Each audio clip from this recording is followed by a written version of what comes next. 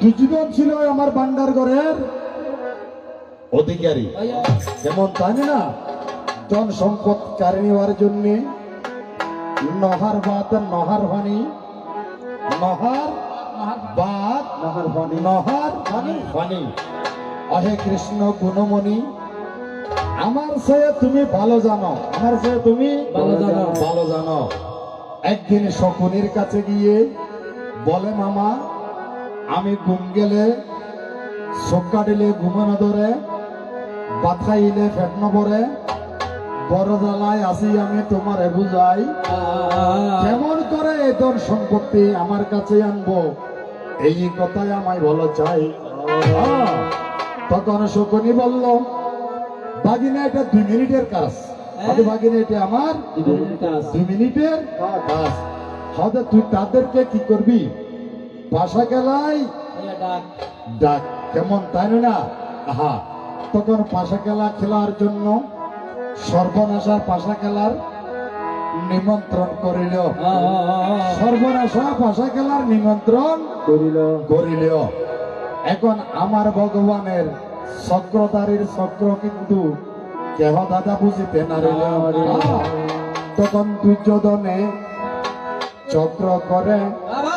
পাশা খেলায় রাজ্য হরে, দুর্যোধনে চক্র করে পাশা খেলায় রাজ্য হরে, দুর্যোধনে চক্র করে পাশা খেলায় রাজ্য হরে, দুর্যোধন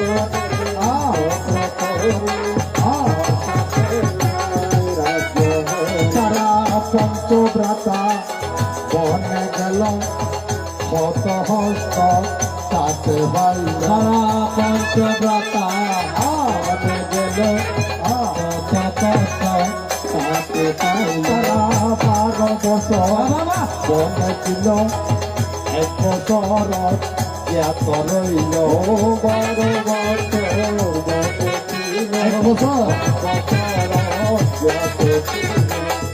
এইভাবে 13 বছর গো, আরে 13 বছর ছিল, 13 বছর ছিল, আহা 13 বছর ছিল মনেতে, 13 বছর ছিল, 13 বছর ছিল। ভগবান, আমি তোমাকে বলি, তুমি পাণ্ডবের মধ্যে পাণ্ডবের সখা, তুমি আমার স্বামীদের কি সখা, সখা বিপদ বারণ মধুসূদন, তুমি শাস্ত্রে বলেছ তুমি ভক্তের ভগবান, রাখো সদায় ভক্তের মান, যেই ভক্তের ডাকে তোমায় অরণ্যে বসিয়া,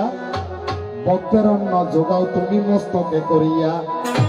ভক্ত তোমার মাতা ভিতে তুমি ভক্তের গুরু, ভক্তের রাইকাছে নাম অহে দয়াল বাঞ্চা কল্পতরু, এবং তাই না তুমি শাস্ত্রে বলেছ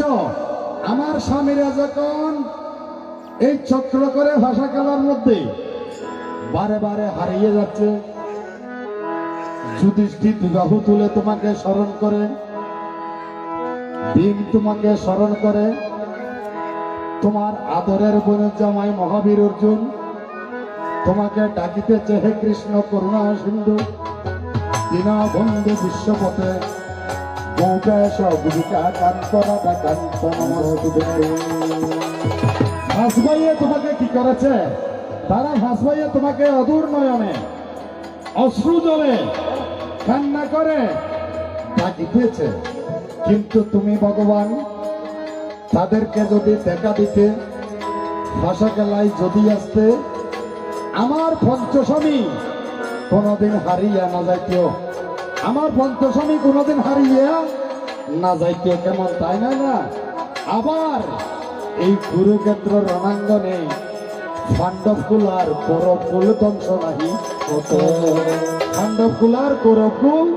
ধ্বংস নাহি হত। এবার শুনো শুনো নীলমণি করি নিবেদন,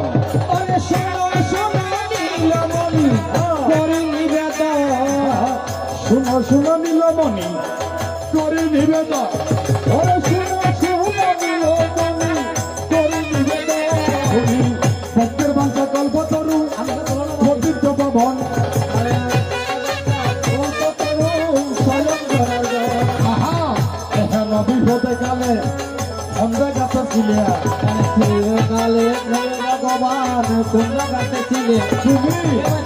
নদী কালে কোন জায়গাতে ছিলে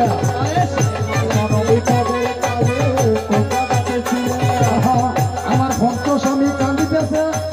কেন নাই আসিলে কান্দিতেছে কেন নাই আসিলে আমার ভক্ত স্বামী কান্দিতেছে কেন নাই আসিলে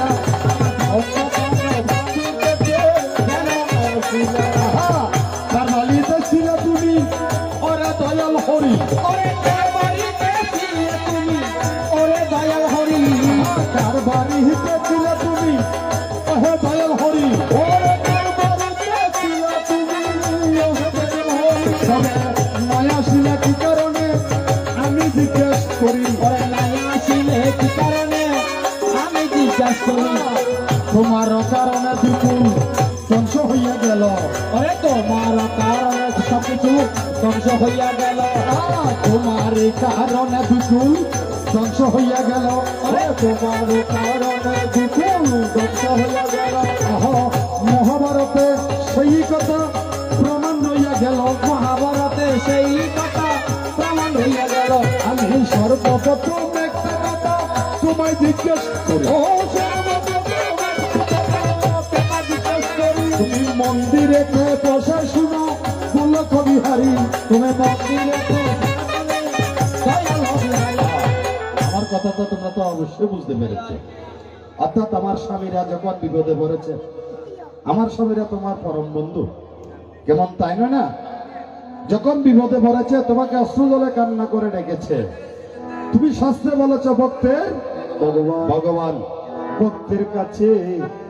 দাদা ভগবান পরে ভগবান ভক্তির কাছে দাদা ভগবান পরে ভক্ত দ্বারা শুনবে তারা কৃষ্ণের মোহন বাসির গান পরে ভক্ত দ্বারা শুনবে তারা কৃষ্ণের মোহন গানে ওরে ভক্তের কাছে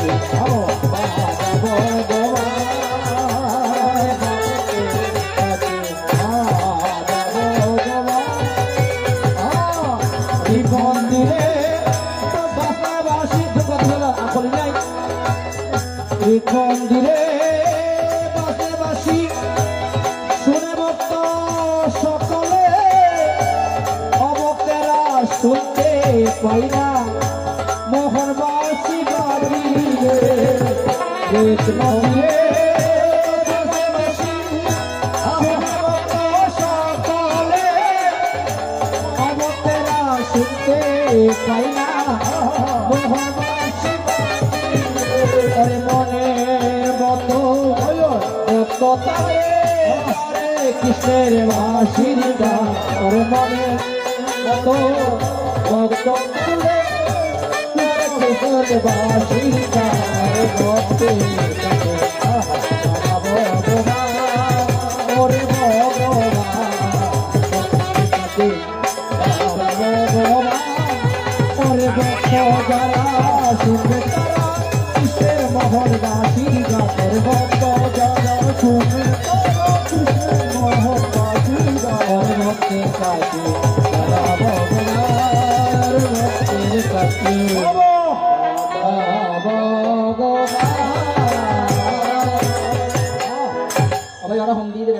প্রথম একটা প্রশ্ন তোমাকে জিজ্ঞাসা প্রশ্ন নয় তোমার কাছে আমি নিবেদন করেছি